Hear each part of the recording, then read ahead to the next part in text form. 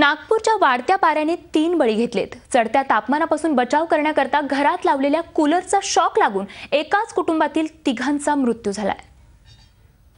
नागपूरच्या माणकापूर परिसरातील याच निवासी संकुलात कूलरनं एकाच परिवारातील 3घांचा बळी घेतलाय। पोलीस खात्यातून सहाय्यक पोलीस निरीक्षक पदावरून 3 वर्षापूर्वी निवृत्त झालेले 61 वर्षाचे किशोर दामले इथे राहायचे। त्यांची मुलगी विनिशा माहेरी आली होती।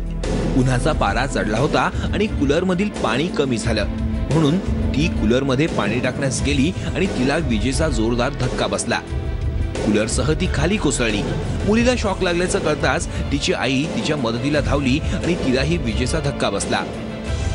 प्रथमदर्शनी दिसते आहे की कूलरमधील पाणी संपल्यामुळे उष्णता भरपूर असल्यामुळे त्यांची मुलगी याच बिल्डिंगमध्ये खाली राहते। ती पाणी टाकण्यासाठी गेली त्या कूलरमध्ये। तिचं नाव आहे विनिशा काळे आणि असं वाटतं आहे की तिला त्या ठिकाणी इलेक्ट्रिक शॉक लागल्यामुळे ती मुलगी प्रथमतः इलेक्ट्रिक शॉकला बळी पडली आणि मग ते बघण्यासाठी तिचे आई आणि वडील आले आणि त्यांनी ती एकंदरीत परिस्थिती पाहिल्यावर ती पण कूलरच्या संपर्कात आल्यामुळे इलेक्ट्रिक शॉक लागून ते मरण पावले। हा सर्व प्रकार बघून गोंधळलेल्या किशोर दामले यांनी पत्नीला आणि मुलीला वाचवण्याचा प्रयत्न केला, तेव्हा त्यांना देखील विजेचा धक्का लागला। विजेचा धक्का इतका तीव्र होता की 3घांचा घटनास्थळावरच मृत्यू झाला। घडलेला प्रकार शेजाऱ्यांना कळला तेव्हा त्यांनी तातडीनं माणकापूर पोलिसांशी संपर्क साधला। ही दुर्घटना घडली तेव्हा विनिशाचा 18 महिन्याचा मुलगा घरीच होता, मात्र तो कूलरपासून लांब असल्यानं वाचला। नागपूरचं तापमान दिवसेंदिवस वाढतंय, त्यामुळे कूलर सारख्या उपकरणांचा वापर अनिवार्य आहे। मात्र या दुर्घटनेनंतर प्रत्येकानं कूलरचा वापर करताना काळजी घेणं गरजेचं आहे। Akhilesh Halwe, Zee media, Nagpur.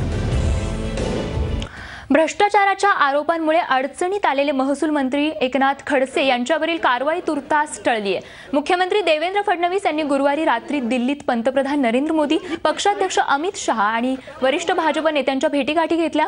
खडसे प्रकरणी त्यांनी पक्षश्रेष्ठींना आपला अहवालही दिला। खडसे यांच्यावर आता तुर्तास कारवाई नको असा निर्णय श्रेष्ठींनी घेतला असल्याची माहिती सूत्रांनी दिली आहे। त्यामुळे खडसेंना तात्पुरतं अभय मिळालं असलं तरी त्यांच्यावरील टांगती तलवार मात्र कायम आहे। विधान परिषद निवडणुकीच्या तोंडावर खडसेंवर कारवाई केल्यास त्याचे परिणाम होऊ शकतात, त्यामुळे ही निवडणूक झाल्यानंतरच खडसेंबाबतचा निर्णय घेण्यात येणार असल्याचं समजतंय। आदरणीय अध्यक्ष महोदय जी ने से रिपोर्ट मांगी थी।